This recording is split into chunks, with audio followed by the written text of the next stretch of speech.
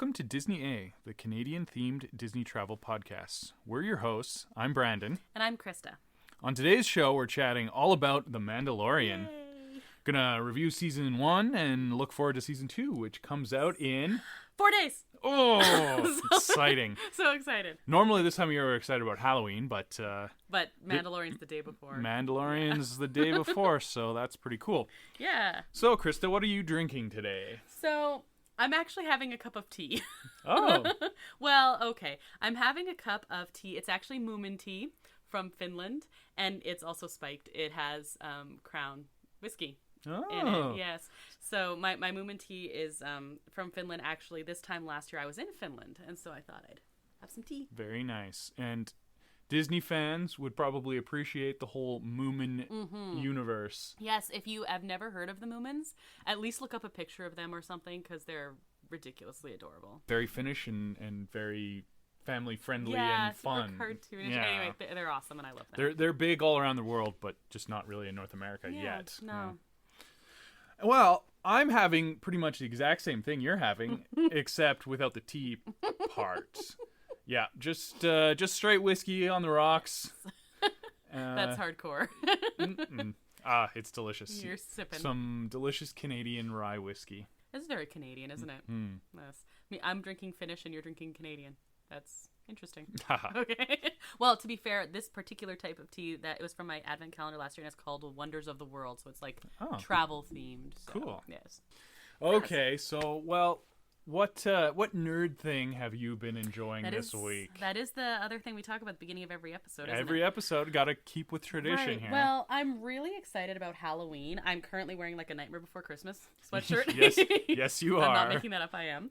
I'm really into Halloween. I like it, and I've been looking forward to carving pumpkins. And I kind of like looking up all of the different ideas and things like that. And I'm thinking I'm gonna go Disney pumpkin carving. Maybe a villain. I'm probably going to do an Oogie Boogie in there because, of course, I love Nightmare Before Christmas. And, just kind of like nerding out on all of that. I fall into the rabbit hole of Pinterest sometimes. How are you going to choose just one design for a pumpkin? I'm definitely going to carve 3 pumpkins. Oh, yes. Yeah, I definitely will do. I will do at least 2, probably 3 pumpkins. Very nice. So when I say I'm choosing my designs, I mean, plural designs. Well, in keeping with that Halloween theme, yeah. October is one of the few times I can get you to watch quote-unquote scary things. It's true. So we've been enjoying some horror series. The Haunting of Bly Manor, new on Netflix this year. It was good. It was good. It's some literature-based horror. Yes. Not as scary as the original, but enjoyable. And we were watching last season's American Horror Story, which is heavily influenced by the 80s slasher genre and has been pretty fun. More comedy for me than horror, but enjoyable. Yeah. There's some jump scares, but it's not too scary. It's quite gory, though. And of course, as like both cinephiles, and you really appreciate that 80s pop culture influence there. Whereas The Haunting of Bly Manor, even though it's, kind of creepy and scary and everything like that, it is based on literature, which is of course my nerd. Higher brow. It's based on a Henry James novel, and so of course my literary heart is pretty happy with that as well. So good nerd things. Okay, so that will bring us to the news item. Disney A News Update. Okay, so I've got a news item, and I know we are going to be releasing this on Monday, but we're recording it the Friday previous. And this news just broke today. Mm-hmm. So it's pretty exciting. I'm very excited about it. We get a lot of bad news coming about the Disney parks lately. Yeah, well, California is being extra cautious, and they are not making any special exceptions for Disneyland or any of the theme parks there, much to the chagrin of a lot of people, which, fair enough, it's a big part of their economy. Oh, totally. But we had some good news today. Basically, they're going to extend Downtown Disney into California Adventure. Ooh, into the park. Into the park. So, beginning in November, Buena Vista Street in California Adventure will be open for shopping and dining. So there's a list of different things that will be open. Basically, when they opened Stage 17 for for shopping, it kind of opened the door for this a little bit. They're going to have, if you want to do some shopping, you go to like Elias and Company, Julius Katz and Sons, Kingswell Camera Shop. But I think what most people are probably excited for would be the food. Not only is Smoke Jumper's Grill open, which is technically not even in Buena Vista Street, it is also Carthay Circle. That's it. That's the big restaurant in your California adventure. Absolutely. And can you imagine the reservation system they're going to need? Well, I hope they're not just lining up for that, because it's going to be a tough one. Yeah. And then there will have stands available where you can actually get a Disneyland churro. In the parks. A bona fide in-park Disney churro. Yeah. So that's just awesome news. You won't be able to enter through the California Adventure gates. You have to enter through Downtown Disney, and because they're framing it along this idea of it is an extension of Downtown Disney, which is allowed to be open, and that's kind of how they're able to do that, even though California Adventure itself is going to be closed. Loopholes for everyone. Basically. Pretty exciting. I'm sure they'll have the same rules and stuff as Downtown Disney does as far as masking and so on and so forth. But November, people are going to be able to be in one of the actual parks. Positive steps and moving forward. That's good. Yeah, absolutely. So that's the news item today. Okay, well, let's move on to the main topic. Disney Plus and chill. All right, so today, like we said at the top of the show, we are talking all about The Mandalorian. Right off the bat, serious spoiler warning. Yeah. This you have watched season 1 before listening to this, or it's your own fault. Yep, totally your own fault. Consider it from here on in, it's your own fault. In fact, what I would recommend if you're concerned about spoilers, pause the podcast, go sit down and watch all of season 1. And then come back. Yeah, there's only 8 episodes, and they're like 40 minutes. 40 minutes each. Give or take. You could be back here in 6 hours? I don't do math. I'll take your word on it. That's fine. So the way we're going to do this is we're going to talk about The Mandalorian, season 1 in general, predictions for season 2. The trailer and stuff like that. Exactly. Yeah. And then we've each picked our favorite and our least favorite episode from season 1, and we do not know what the other person has picked. And we're going to talk about those episodes kind of in a little bit more detail. Yeah, we don't need to give you a summary because, like we said, you've just watched season 1. So exactly. We actually just rewatched it. We did, yes. Yeah. Highly rewatchable, I will say. Yeah. I had so much fun rewatching it. Okay, so from here on in, spoiler zone. So the first thing is that if you're watching Mandalorian, it made a lot of people very happy.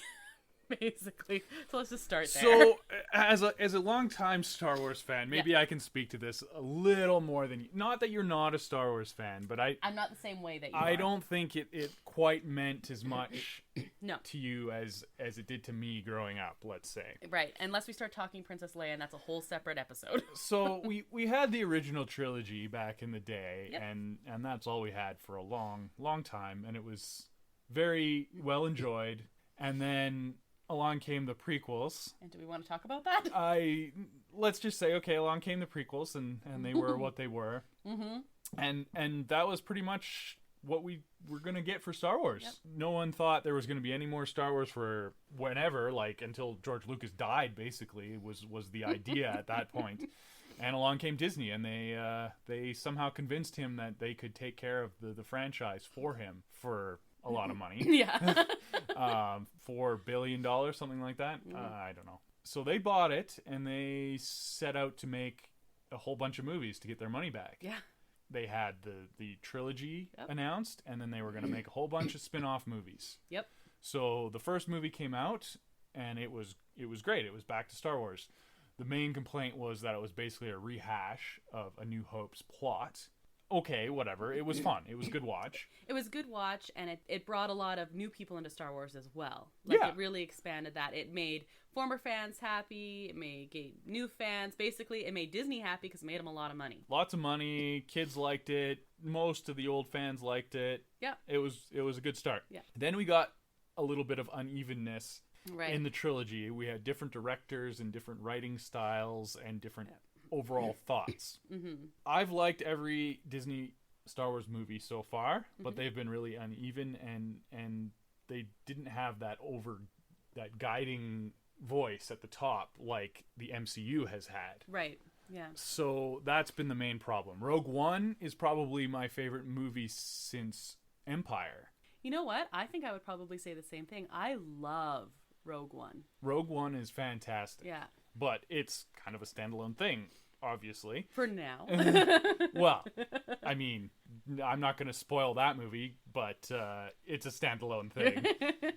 Unless you do some prequels. Right, exactly. Which is also something that they're planning. Exactly. But when Mandalorian was released, there was one more trilogy movie to come out.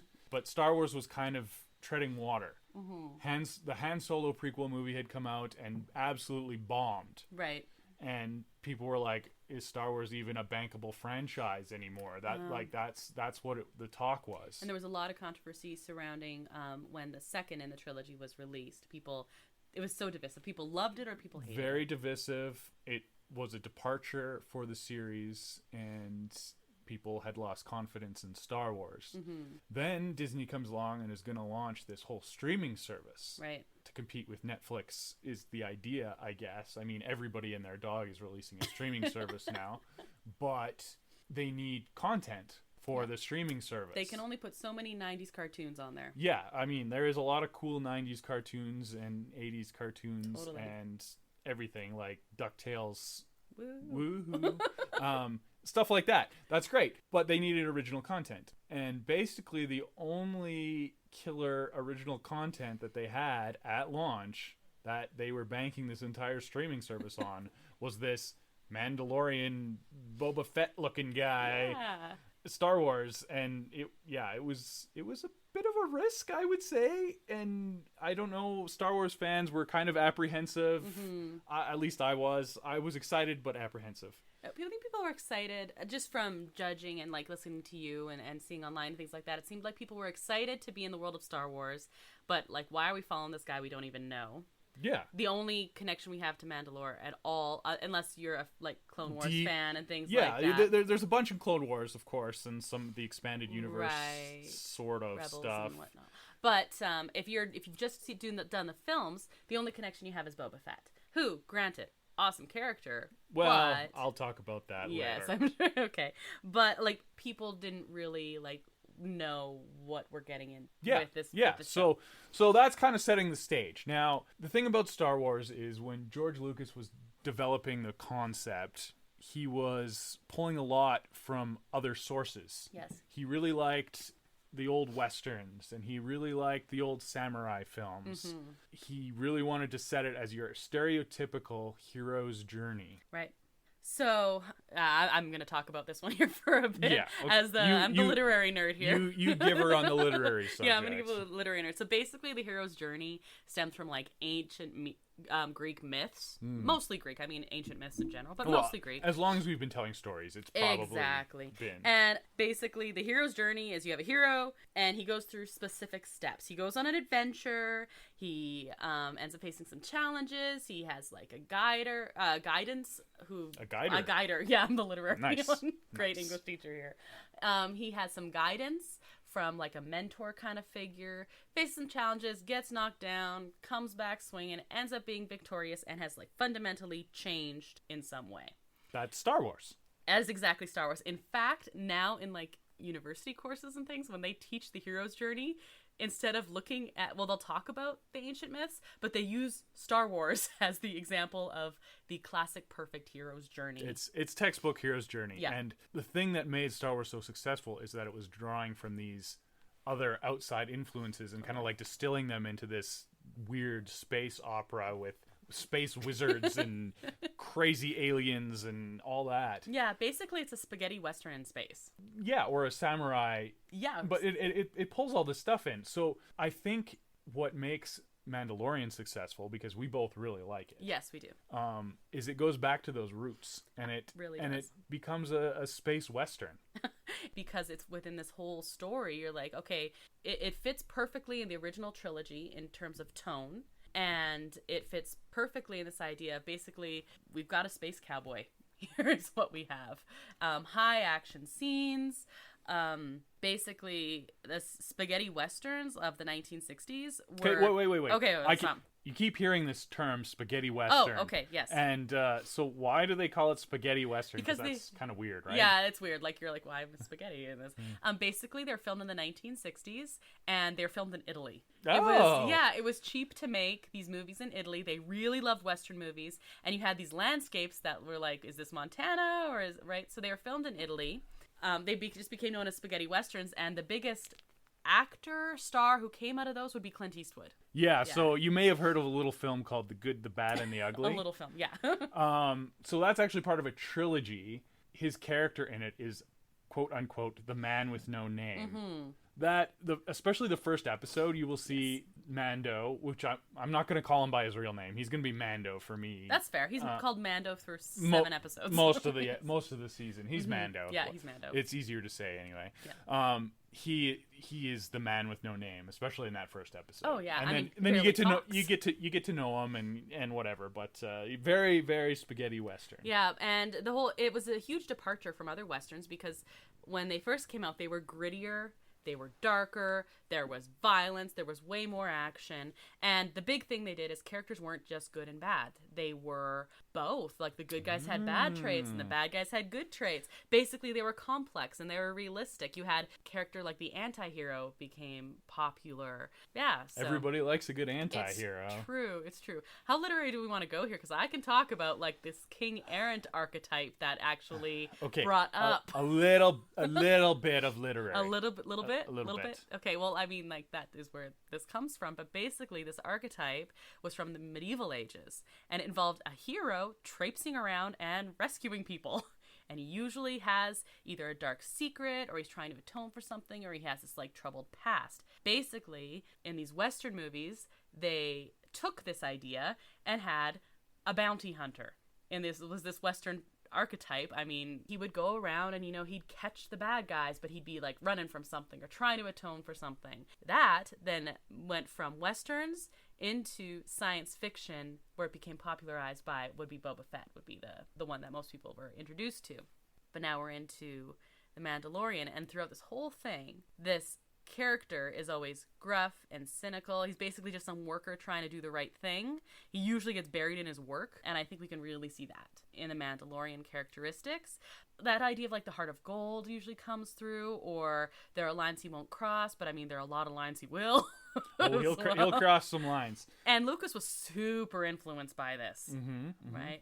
And so he was really influenced by these stereotypes, these characteristics, and you could really see that in the original trilogy. And then Mandalorian just captures it perfect. It's literally a space western, like we said. It is. Like, if you changed out the blasters for revolvers, and it would be a western. It's true. So we have some more stuff to talk about the characters and stuff, but I think what we should do is jump into what we really want to talk about, and that's our most favorite and least favorite episode, and then we can talk a little bit more in depth about the characters. Because quite frankly, they'll probably show up. Yes, exactly. I don't want to repeat what we're gonna say after, so let's do that. So let's talk favorite first. Yeah. So I'm gonna let you go first. Okay. You tell me your favorite episode and why it's your favorite episode, and then I'm gonna tell you why you're probably wrong. I don't know. Maybe I agree. Maybe I agree with you. I don't know. Well, we agreed on the Halloween much more than I thought we would. That's true. So who knows? Hey, maybe you do have good taste. Oh, I have excellent taste. I picked you. Exactly.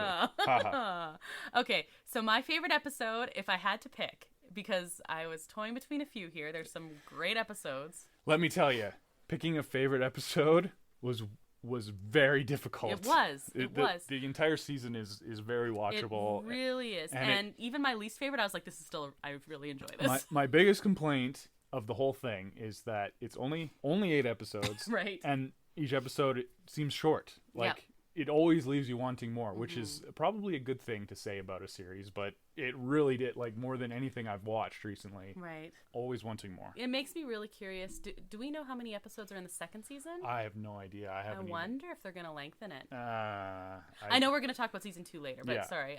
It just makes me really curious because, I was like, wait, it's done? That's all I get? Give me more.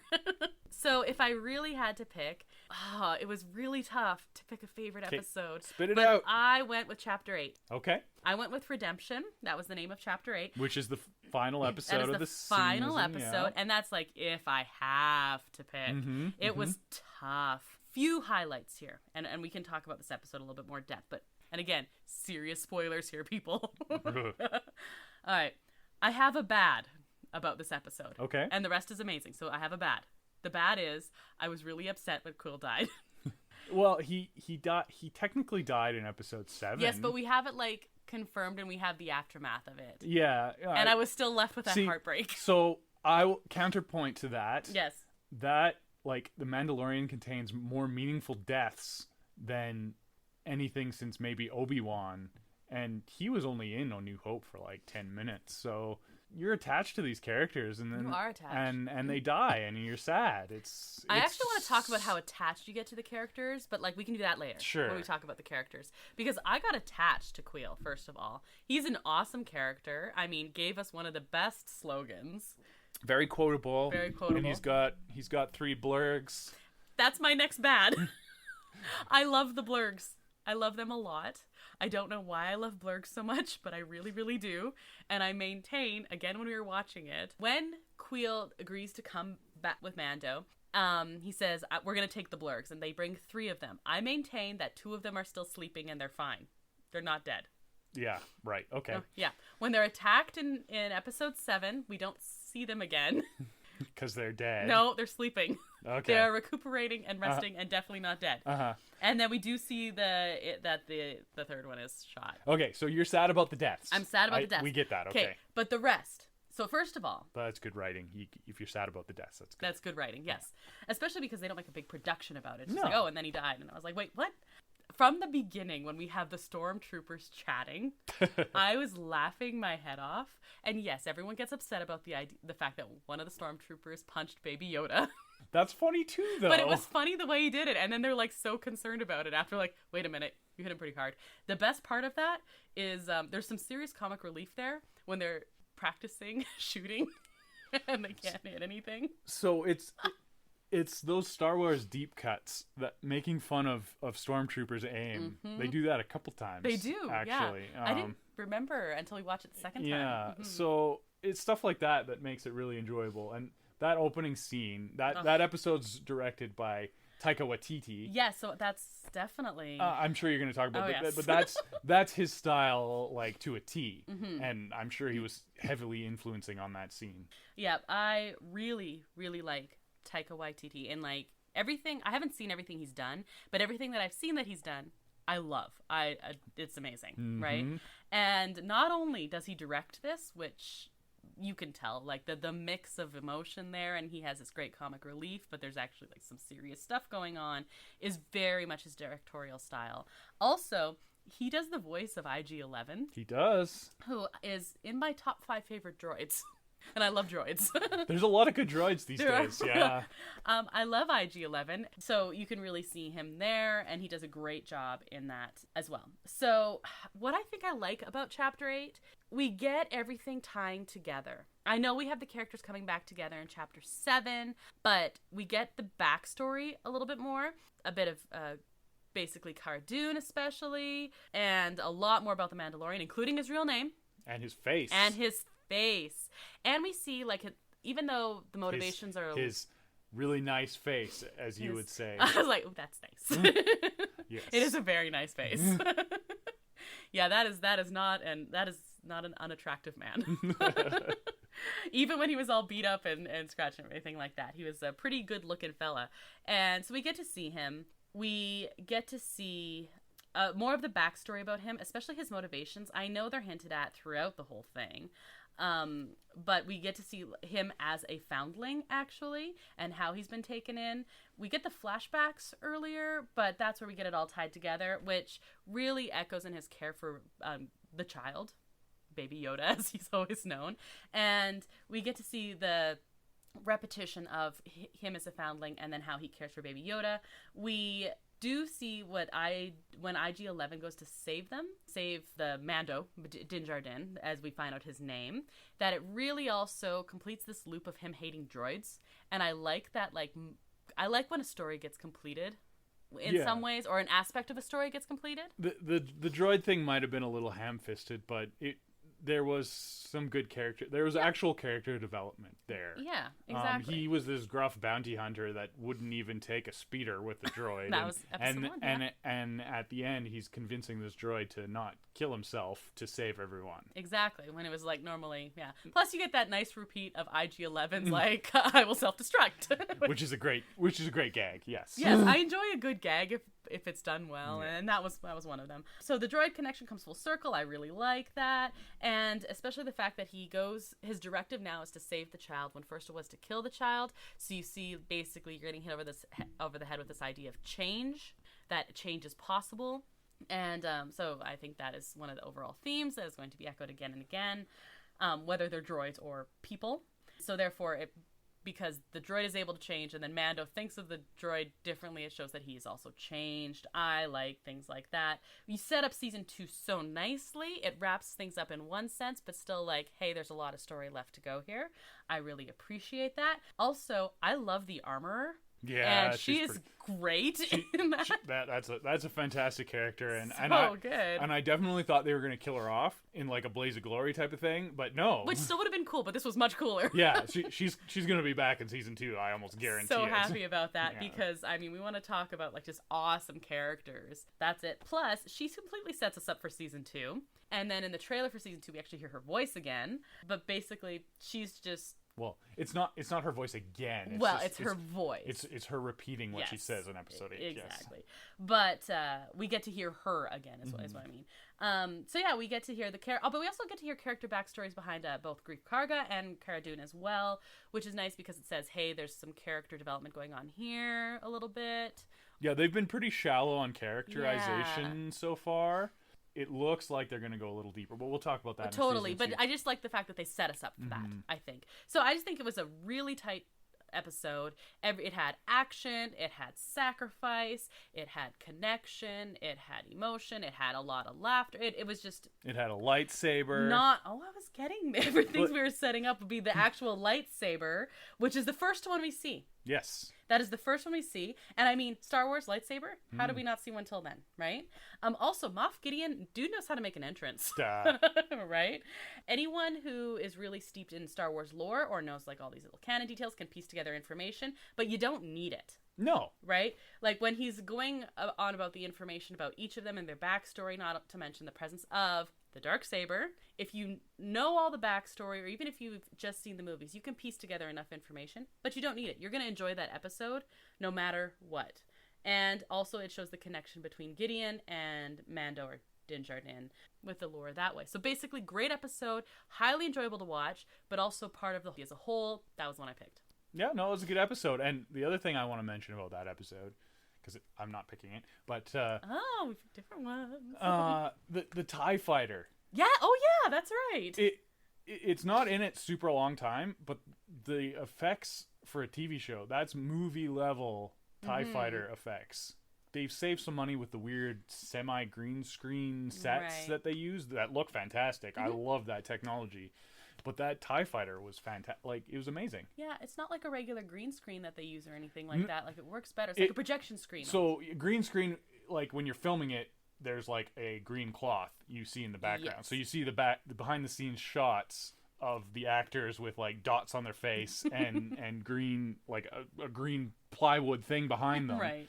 This is actual like LED screens, so the actors can see what it's gonna look like on the film. Right. So it's a little more realistic for them, and it gives a really cool look to the series. Like it's richer that way than a green screen. It's almost like going back to the matte painting idea, but more realistic than a matte painting. I like that. Yeah. So yeah, no, it's super effective. Yeah, I like it, and it's a good way to do it on a budget. Mm-hmm. Because you can't spend $100 million to make an episode of television, even if you are Disney. Right. Like, instead, they spent their money on the TIE fighter. Yeah, that was good special effects. Okay. Absolutely. Well, for my favorite episode, I'm going to go on the opposite end of the spectrum and go for episode 1. Okay, so literally the first one I put down as my favorite was episode 1. I'm so glad I changed it. Well, okay, well, that's good. Yeah, so you went for the exciting climax and tying everything together. Yeah. I went for the setting the stage and the big surprise.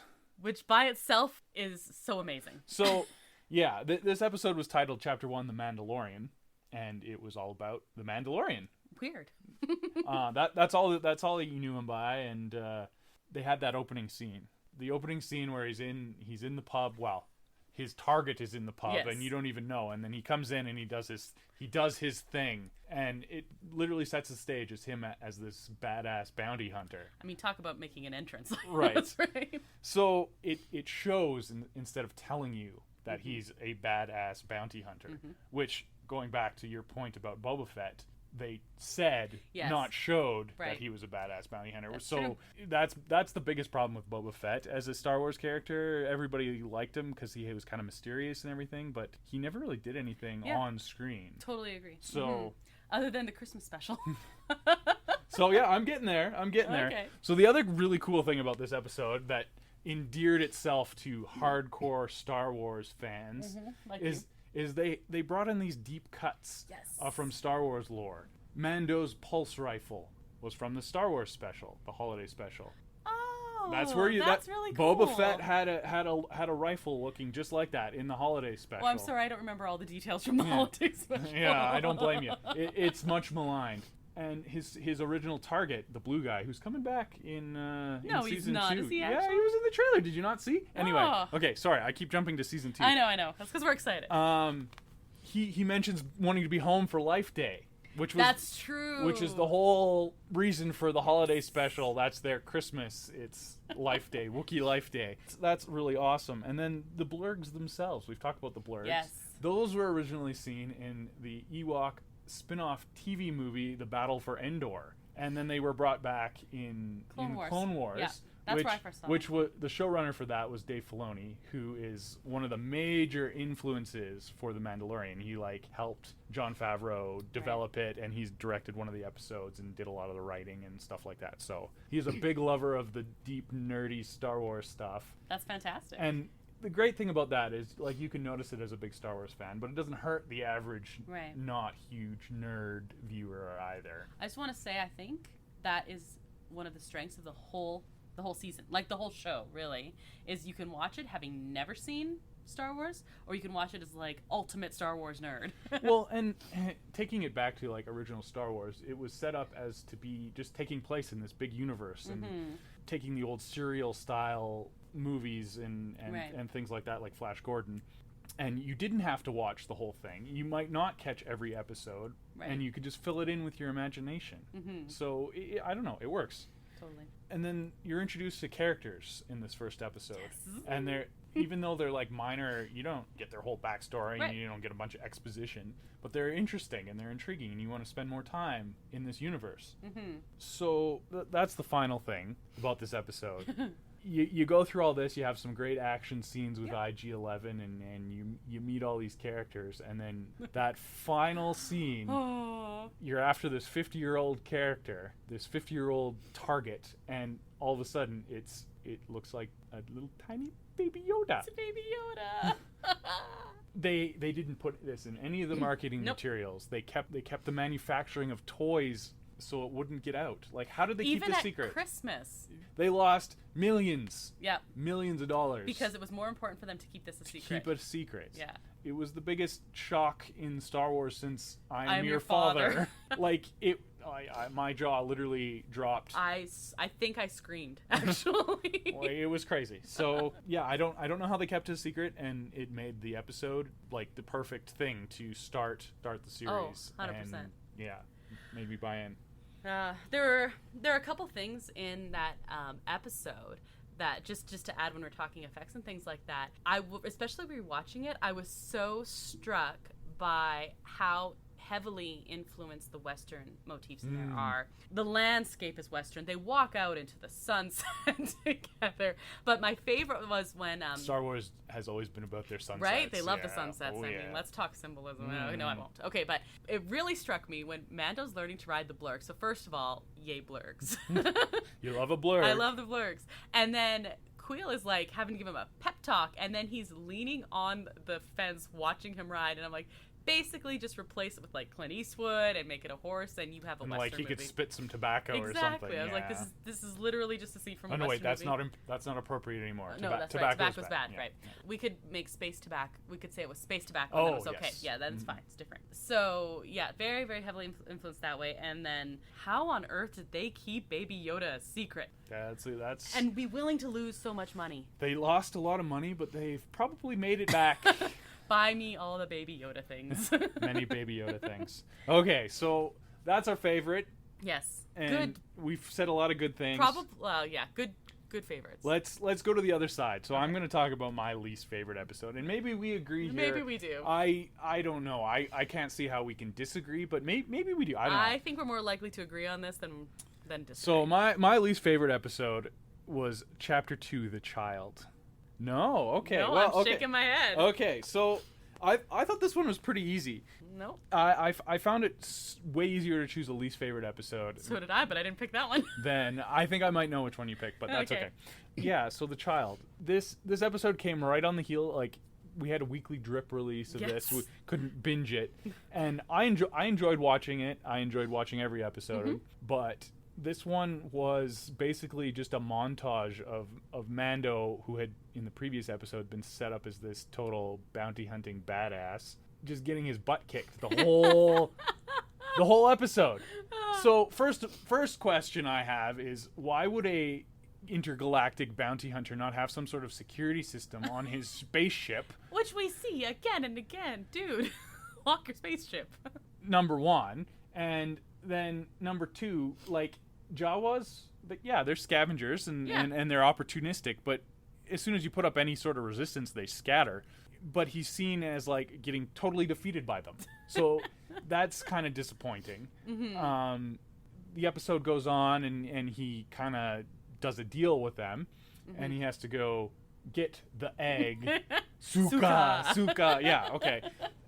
So he's doing that, and you would think that in his bounty hunting career, which we are led to believe is long and glorious, he would have probably hunted some intelligent people, humanoid creatures that are quite dangerous and intelligent. Yet a hairy space rhino, it completely destroys them. Right. Until you get to Deus Ex wavy hand thing.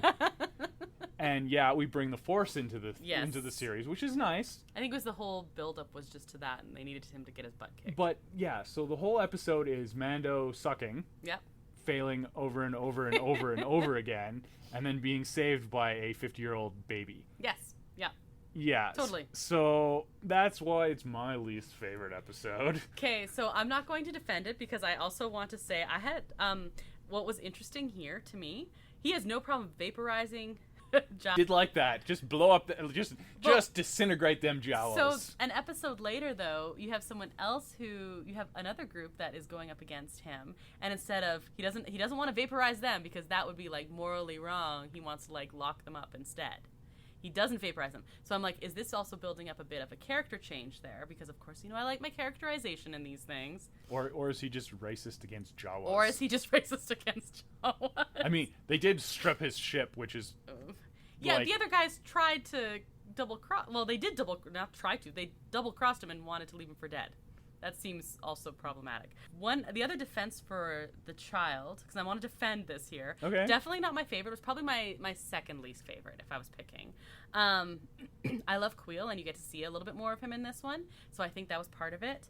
As well, if we're talking hero's journey, first step in the hero's journey, once we have the introduction of the challenge, which in this case is the introduction of Baby Yoda and everything like that. I know he's called the child. I'm just calling him Baby Yoda forever. He's not the child. He's the baby. He's Baby Yoda. You need the main character to get knocked down. Except, here's the thing. Knock him down by something better?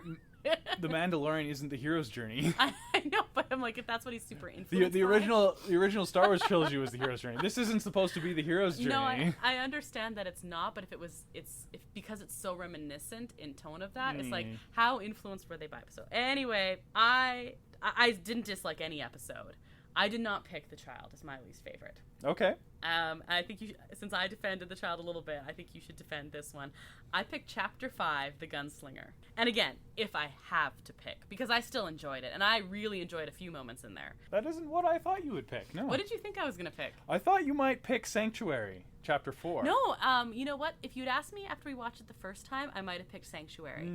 But I really like that's a very human episode. Like, there's a lot of morality and, yeah. So anyway, I liked it more coming through this time. I picked Gunslinger just because it didn't. Well, okay. So first I want to talk about the good, because then I'm going to talk, and then I'm going to not. No, you talk about why it's your least favorite episode, and then I'm going to defend it. So basically, the biggest criticism for season 1 that I've heard of Mandalorian is that so many episodes are disconnected. We can talk about the episodic nature of it, because I actually didn't mind that at all, but this is the episode that felt the most disconnected for me. In The Prisoner, we have a bunch of characterization of Mando, and it was just a freaking cool episode with the fight scenes. Yeah, okay. Okay. Mm-hmm. In Sanctuary, like I said, there's a lot I'm doing of my best not to interrupt you. Well, you can interrupt a little bit. Yeah, okay. You have that sense of humanity, and because it's the first time when they're, off, it's the one, it doesn't totally tie into a story, but you still get that real connection between Mando and the child. And this one, not so much. I mean, we have some really cool Easter eggs, we have some very cool shots and stuff like that, but basically it just doesn't move the story forward very much, and it doesn't do much with characterization or plot. Basically, the other ones that are in the middle, that are more episodic and don't tie into the overall story, they're just stronger. The ones that tie into the whole story, episode 1, 2, and 3, and then the last, 7 and 8, and they're kind of part of this big overarching plot line, whereas the 3 in the middle simply don't, and quite frankly, the other 2 are just better in terms of story. So I like the storytelling in plot, in terms of plot for The Prisoner, and also style, especially the fight scenes, they were awesome. And for character development, I liked it better in Sanctuary. So this one just felt to me like it just relied way too much on Easter eggs and nostalgia. I loved it in there, but because it also didn't move much more forward, that one's why I picked that one. But again, it was under duress that I had to pick a least favorite. Yeah, I mean, it's tough to pick a least favorite, and those are good points. It is a little disconnected. Yeah. But what's more Star Wars than crash landing on Tatooine? Well, okay, no, that I totally agree with.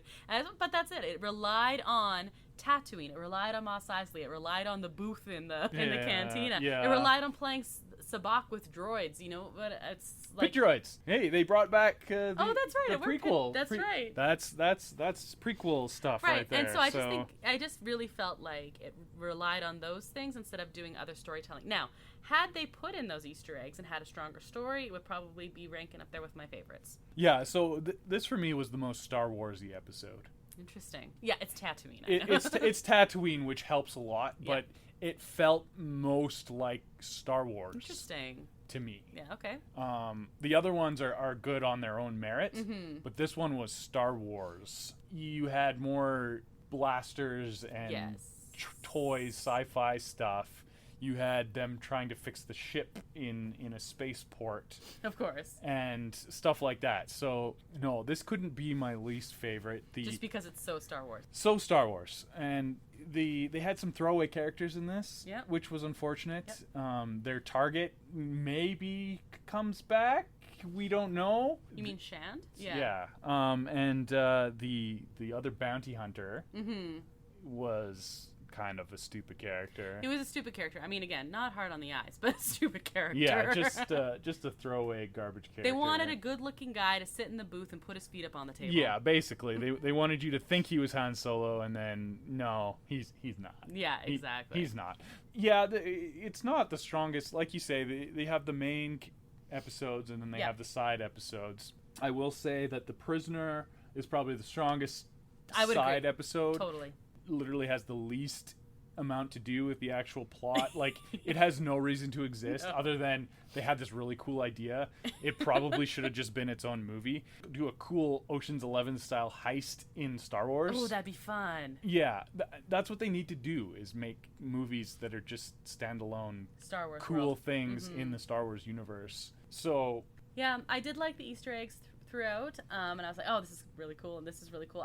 One of my favorite actual like images, shots in all the whole thing is actually in this, even though it's my least favorite episode, and it's the helmets that are lined up. They right? did like using that the shot in all helmets. The promotional material. Yes, I have a feeling Tatooine not fans of the Empire.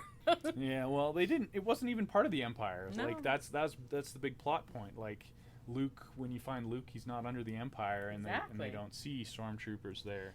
And basically, you have the figure at the end. It's very mysterious, but it's just kind of left. It's a big mystery for season 2, which isn't even referred to again, so it felt very throwaway. I get they might come back to this. Well, I guarantee you they're gonna come back to it. There's some theories flying around out there. Yeah. You don't see him. All you do is you see his little feet walking up. Little feetsies, and you hear some spur sounds. Yeah, and those sounds are interesting. So I don't know if you want to speculate on that. Well, we can speculate. Do you want to save speculation for when we talk season 2? Or do you want to speculate? Let's speculate on this one specific thing. What do you think? I think that the prevailing internet theory that makes the most sense to me is that it was Boba Fett. That is also what I think. Which is tough because he's not confirmed alive in the current canon. Right. The last we saw him in the movie canon is he got unceremoniously kicked into the Sarlacc pit by a blind Han Solo. Right. Going back to him just sucking anytime we see him. Yeah. It would be interesting for him to come back. That's the rumor. I don't know, in the old expanded universe that they've kind of thrown out and called Legacy or Legends, that doesn't really exist anymore. He did survive the Sarlacc pit due to his Beskar armor. So it is possible for him to come back. It may be. They have some references to like that world, but it's not official, so who knows? They've brought other things back from those Legends books. But they're picking and choosing. They're picking and choosing the good stuff, which is a good idea. I mean, totally. They probably could have picked and choose some more good stuff for the actual movie trilogy. Yeah, that might be good. And maybe do that in advance so it all flows. Yes, flow. Okay. Anyway. So anyway, yes, that is actually what I think too. I mean, the Spurs sound is the just... the Spurs. It's the Spurs. Yeah, it's the Spurs that make me think that.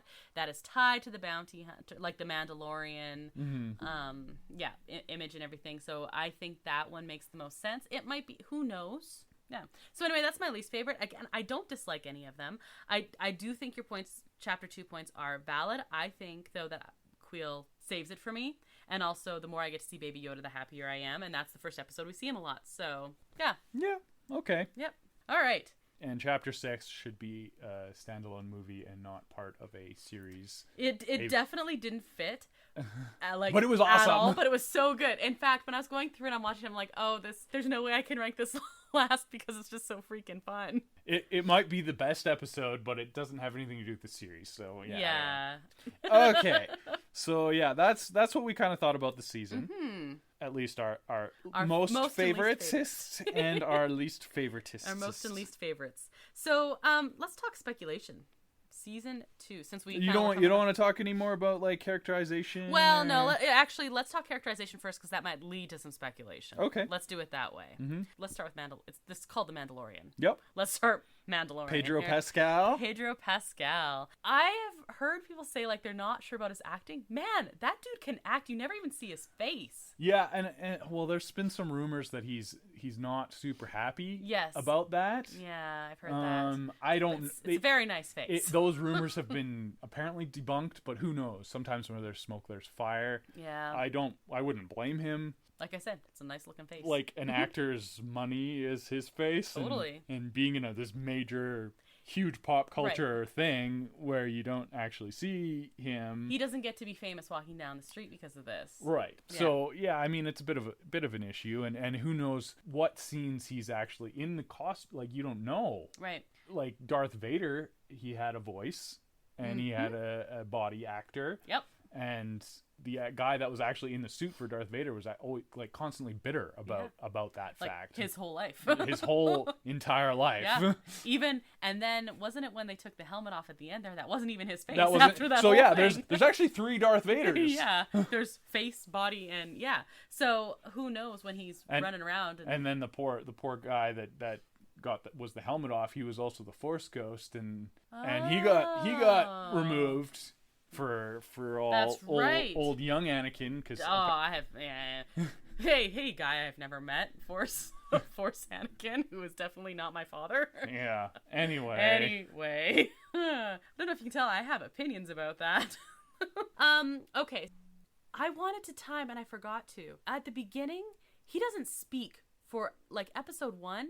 There's a long time before he talks. Yeah, so episode 1, it's the tavern scene on the thing. He might say like 2 words in that opening scene. I could bring you in. Like he just murders those scruffy bar patrons, and then he says 2 words and then the title credits. The title credits. Yeah, there's more. Great there's more score, by the way. Yes, the leitmotif for the Mandalorian is right up there. Fantastic.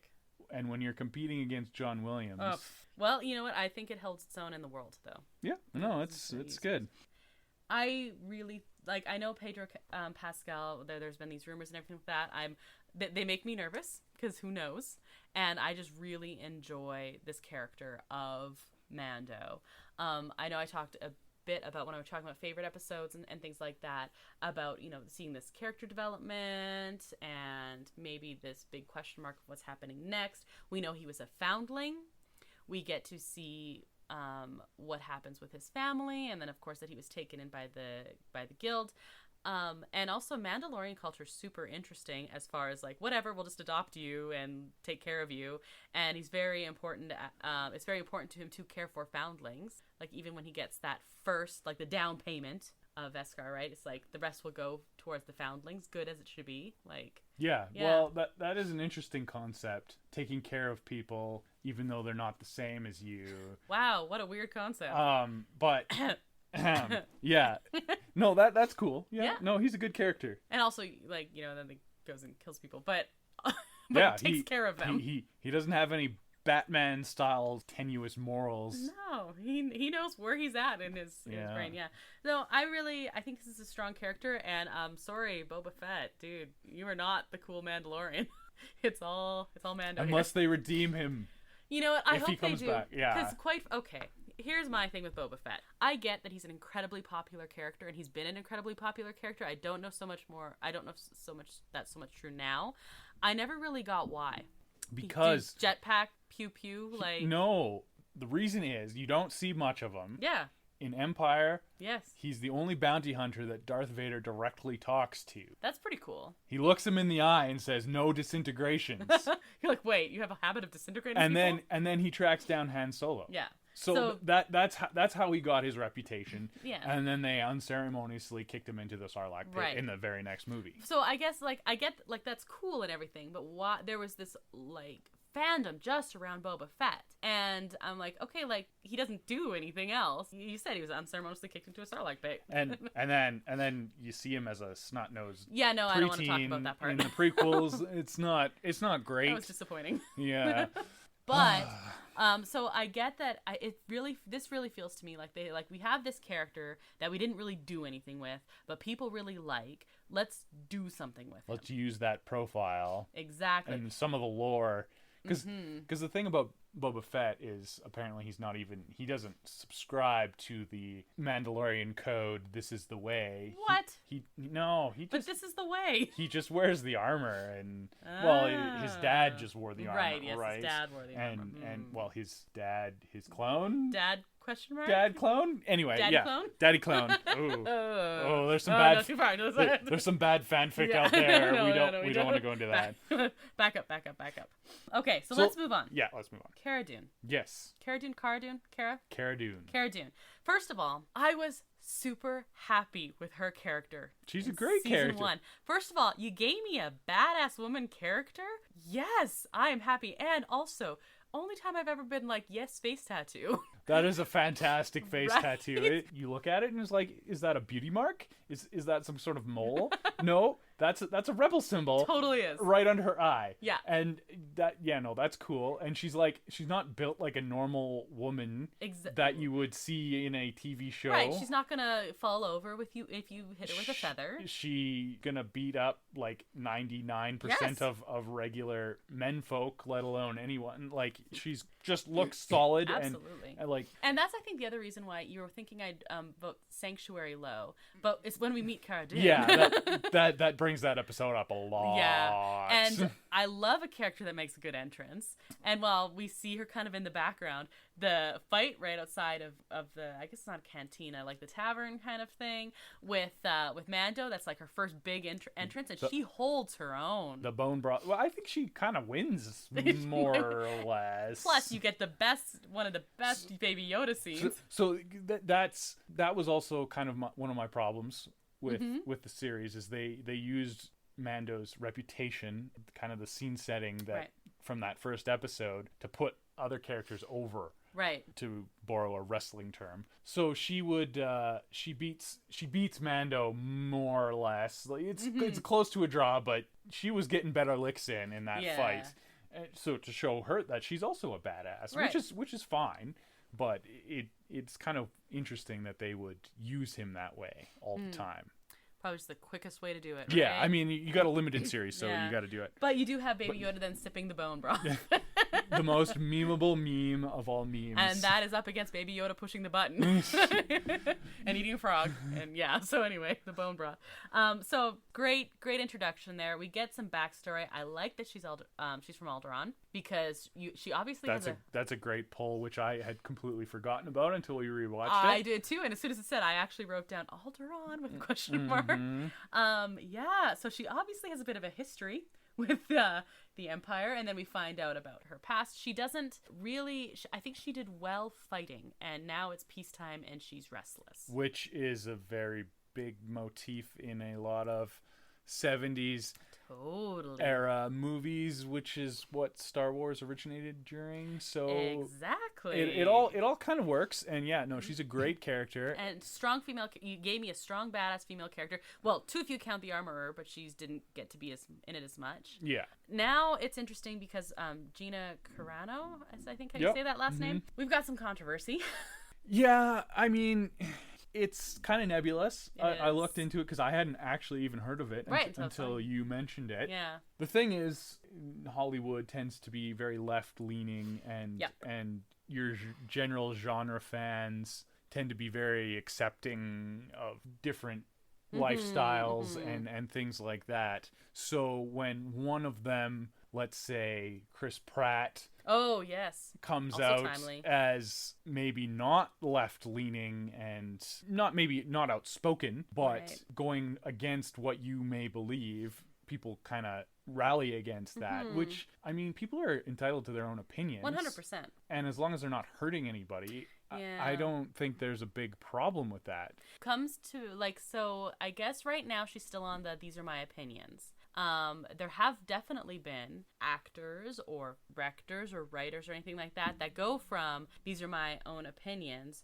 to I'm going to be outspoken and people are going to follow that, and because of that is going to cause major issues, and then studios no longer want to be associated with those major issues.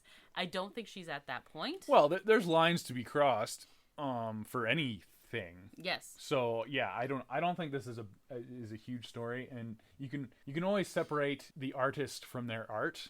I can usually separate the artist from the art. Almost always. Yes. Okay. Yes. Almost always. Like, for example, it's come to light that Kevin Spacey is a horrible human being. Terrible human being. But I still like his old movies. Yeah.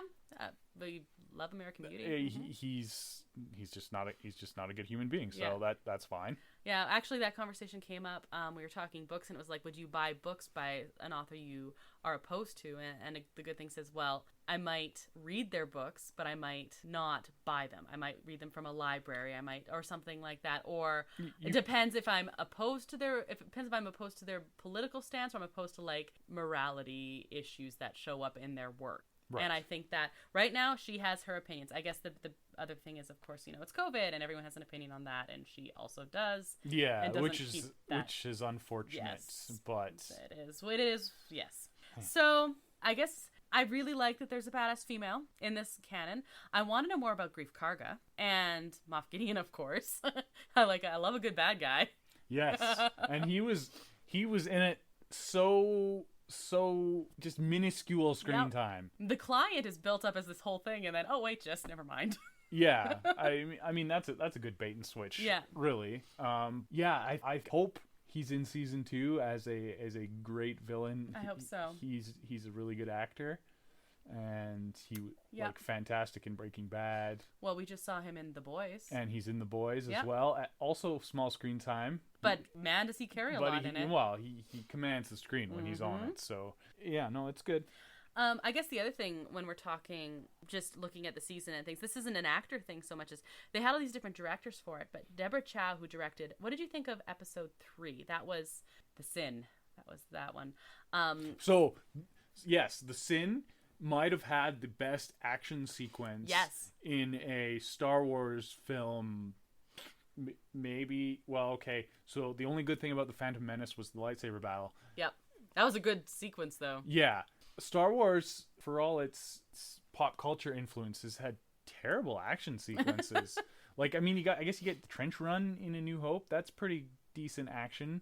Yeah, it's all right, but yeah, no, him storming the Imperial base camp safe house in episode 3 was amazing.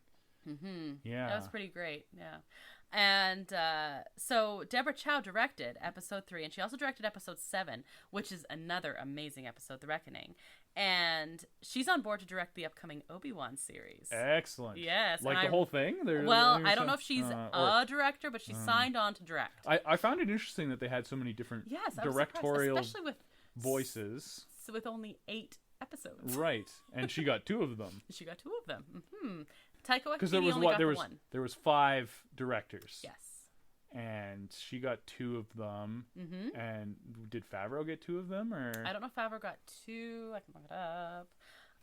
Taika Waititi I know only got 1. Yeah, and Howard got. Yes. Oh, I know someone else got 2, but it's bugging me as to who it is. But anyway, she signed on to do Obi-Wan, which I'm really excited about. So yeah, that's cool. Yeah, and I mean, totally different season, a totally different series. Sorry, but I'm just excited. Yay, they're doing good Star Wars TV. So yeah, we started talking about at the beginning the state of Star Wars, kind of setting the table for this, and now it appears that they are going to take the success of Mandalorian and push it out to make more Disney Plus series. So can I interrupt you for 1 second, because I just got the directorial list. Okay. Episode 1 was Dave Filoni. Yep. Episode 2 was... Which was why there was all those deep Star Wars cuts. Totally. Yeah. Rick... Oh, boy. Famuyiwa? Oh. Yiwa? Yeah. So that was the child. Deborah Chow was episode 3, which we talked about. Bryce Dallas Howard was 4.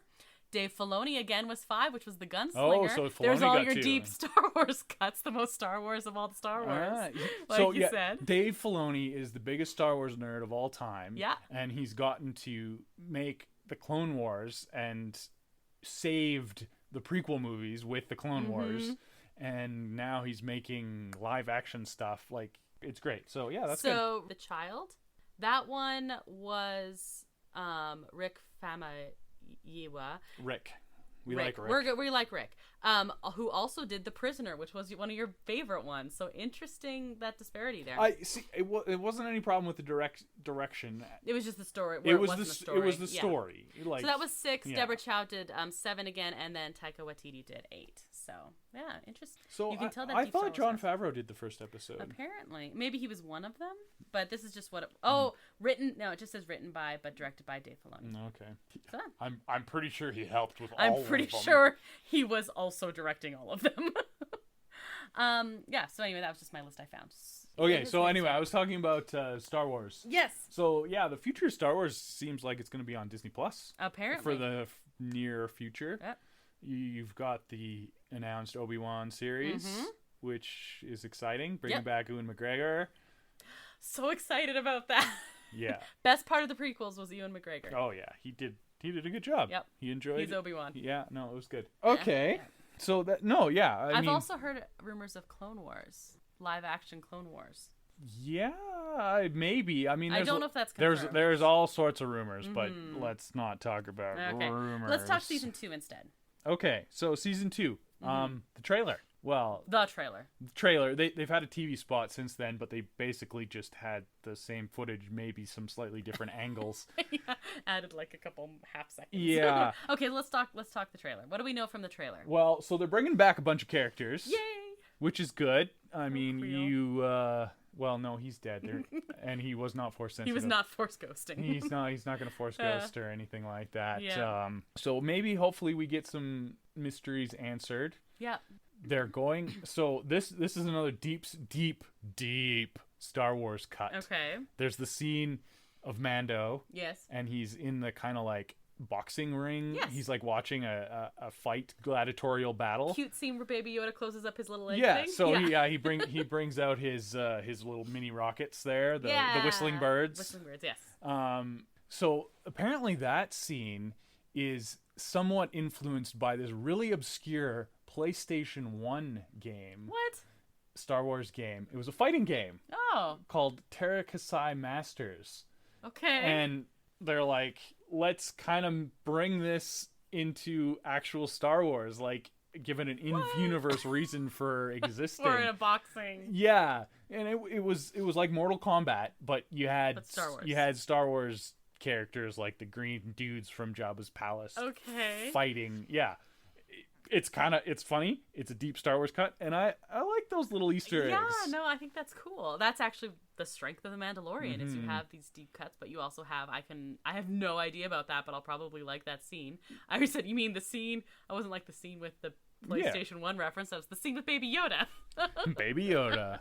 And and we also saw they're bringing back the blue guy. I didn't look up his name. Yes. But he's the first character in Star Wars that has tried to use the bathroom. Oh, that is the first. That's true. So, I mean, he's got that claim to fame. Yeah, and talks about molting Yeah, while he's going to the bathroom. Yeah. He's basically a blue Zoidberg. Can that just be his name? Yeah, Blue Zoidberg. Blue Zoidberg.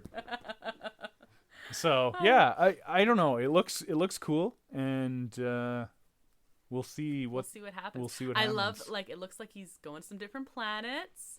There's been, I mean, if he's trying to track down. Speaking of different planets, yes, the snow planet. Yes. Do you think it's gonna be Hoth? I think it's gonna be Hoth. I don't know, but I think it's gonna be Hoth. Are they gonna go Hoth? Or are they gonna do the cop out sequel trilogy where they had a sand planet that wasn't Tatooine? Yeah, right. Yes, I'm hoping it's Hoth. This is why I'm hoping it's Hoth.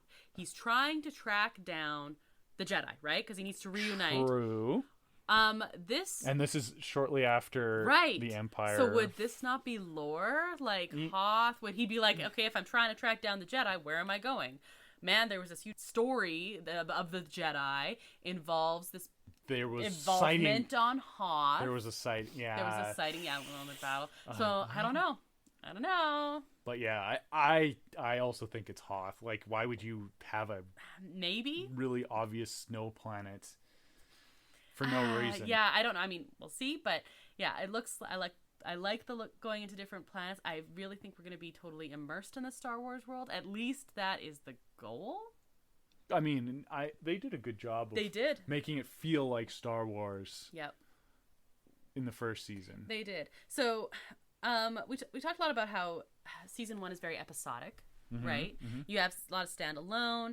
It is significant to me that each episode is called the chapter, like it's a chapter of a story. You know, So, it reminded me a lot of like other, like maybe older TV shows, like not ones we're used to now and we can just binge, right? But we can like have a standalone one. Yeah. So, I mean, back in the day, you'd have TV shows and they wouldn't be so serialized. Right. They would just have these standalone episodes and you wouldn't have to watch every single episode to keep up with the story. They'd have some mentions of previous episodes and things like that, but you'd have a setup. They would also have 20 episodes a season. Yes.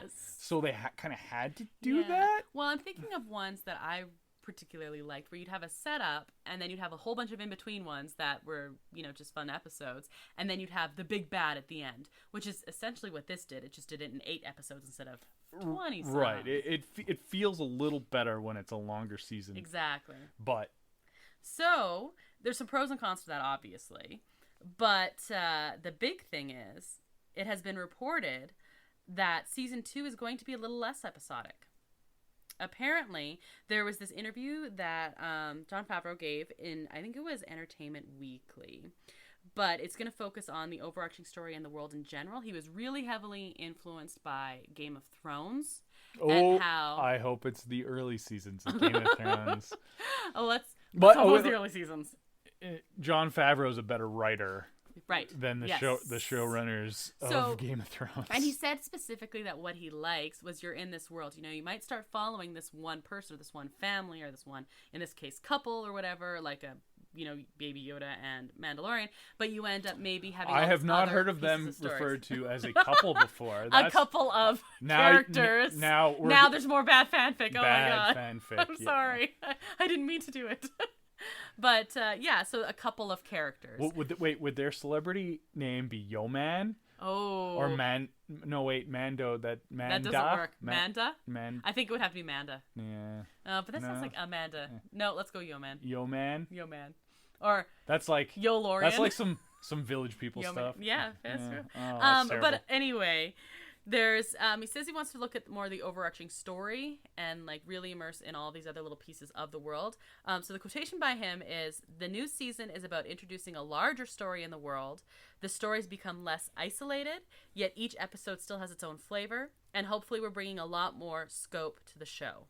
So that is kind of making me think that we're going to see a lot more planets, yes, more characters, hopefully, and more depth on those characters. Hopefully they have a bit of a bigger budget, so they don't have to rely on so many tricks to make it like that. If you look at it with a really critical eye, that first season, you can see the tricks that they made to make it feel bigger than it actually was. Right. Like it was actually a pretty small production. Yeah, generally they did a lot with they did a lot, which is sometimes better than having a big budget and wasting it. Because then you end up relying on the big budget and it doesn't tell the story. So we'll see. Yeah. Very, very excited to see the first episode. And then the last couple things is I want to shout out to the score is amazing and the artwork under the credits. Well, so the end of every episode, they played the credits over concept art. Yes. Which was a fantastic behind the scenes thing that you don't usually see. Right. And some of it, well, it's from major scenes from that episode. Yeah. And some of it is like spot on, and some of it you can see how they iterated on it before it actually got filmed. Yeah. So it's very fascinating. And I just think it was really well done. Very excited for season 1. For episode 1 of season 2. Obviously, as we have a huge countdown going on, I should not drink any more Crown Royal in this tea. So we've been rambling on quite a bit on this. Yes, this is like the longest episode we've done. As you can tell, we're pretty excited about it. Yes. So that's cool. Maybe we should move on to trivia. Yeah, let's move on to trivia. Okay, it's been long enough. Let's save some for actually season 2. Move on to trivia. So as far as season 2 goes, we release episodes every Monday. Yes, Mando Monday. We're gonna talk a little bit about the episode of that previous week. Briefly. Very Not briefly. Over an hour. Yeah. Okay. Okay, so let's talk trivia. Before we get to today's question and reviewing last week's question, I actually want to give a shout out to some people who messaged us with the correct answers to previous episodes. Yeah, so we dumped a bunch of episodes to get us off to a start. Yeah, we had the first 3 episodes ready to go, and so people didn't have a chance to answer before we recorded the next one, obviously, but we're going to just shout out some people right now. Right, so the most ones that we got correct was actually episode 1, where I asked you what the villain was that you never see in one of the movies. The patriarchy! We actually had a couple people who were like, I'm sure it's the patriarchy. It has to be the patriarchy. We had so I don't know who they were, but they had some good options. Fantasia. Yes. Which was a good guess. And there was racism in Dumbo. Racism in Dumbo was hilarious. That is a villain. Although I don't think that is the most racist early Disney film. It's definitely not. Try watching Peter Pan again. There's some tough stuff in there. Yeah, I'm curious to see what they do with the live action Peter Pan. But anyway, but we had 3 correct answers. So Lindsay, Brittany, and David all got that it was Bambi Not actually the patriarchy. The hunter and Bambi. The hunter and Bambi. Pew-pewing Bambi's mom. Okay, enough with the pew-pew, Mr. Star Wars. Hey. And actually, the other one that was surprising was Goofy. When Goofy's face being the track for Haunted Mansion was one of the ones you asked me.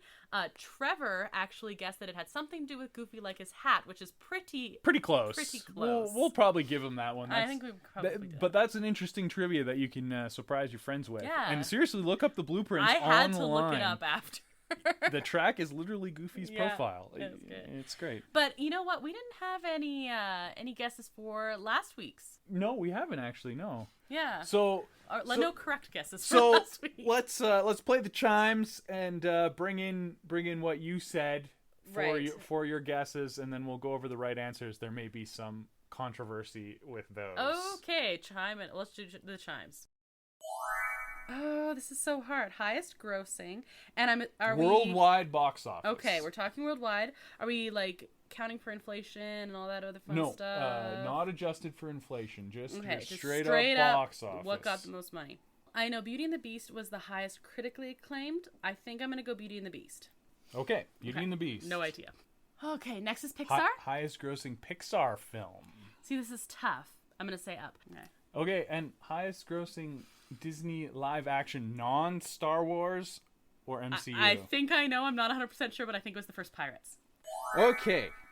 So, those were some good guesses. Mm-hmm. They were wrong. But there may be some disagreement on what was right. Okay. When I was looking at my list, I kind of a little bit got confused on the whole live action remake side of things. Right. Okay. Mm-hmm. So, for our question one, what is the top grossing non-Star Wars, non-MCU movie of all time? The technical correct answer is Lion King live action remake. Okay, but okay. Yeah.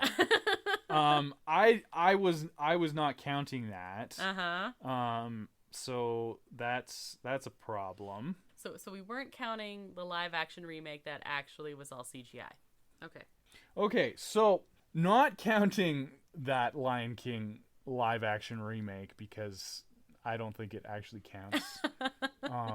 Is it animated? Is it live action? Well, not really either. No. Anyway, that made a lot of money. $1.6 billion worldwide. I can't believe that. That's crazy. That more than the first Avengers film. That's crazy. Which was like number. What? Yeah. Okay. Oh my. Okay. Anyway, so the biggest Disney release, other than those exceptions that we've talked about, right? Frozen 2. Okay. See, this is the thing with box office. This is non-adjusted for inflation. Right. So which I should have. There's a bias to recency. Yes. And also the foreign box office has grown so much in recent years, and they like sequels. Yeah, and I guess I discounted the sequel. I almost went Frozen. And then I was like, but Frozen took everything by storm, so maybe it was after, but Frozen was right after that. Yeah, so well, I still didn't say Frozen. that. Frozen made a junk of money too, yeah. 1.2 billion. I'm just shocked because I guess around here sequels are not as big. Yeah. So. Okay, so then our next one was Pixar, the subdivision of Pixar, right? And you were wrong there as That's well. That's shocking. Like not even close. The right answer was actually Toy Story 4. Okay. Again, sequels. Yeah. And then right behind, like within thousands of dollars of it, was Toy Story 3. Which I almost said was Toy Story 3 because I knew that. And see, Toy Story 3 actually deserved it. But yes, exactly. Beside the point. No, it's not. And then the final category that we were going with on box office was live action. Yes. Right. And discounting the semi-animated weird remake stuff. Yeah. You were on the right track. You said Pirates, the original Pirates.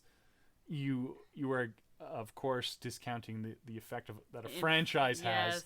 The first Pirates built the franchise. Right. The subsequent ones made more and more money. So the highest grossing one of those was Dead Man's Chest. Okay. So that's the second one. That's interesting. Okay.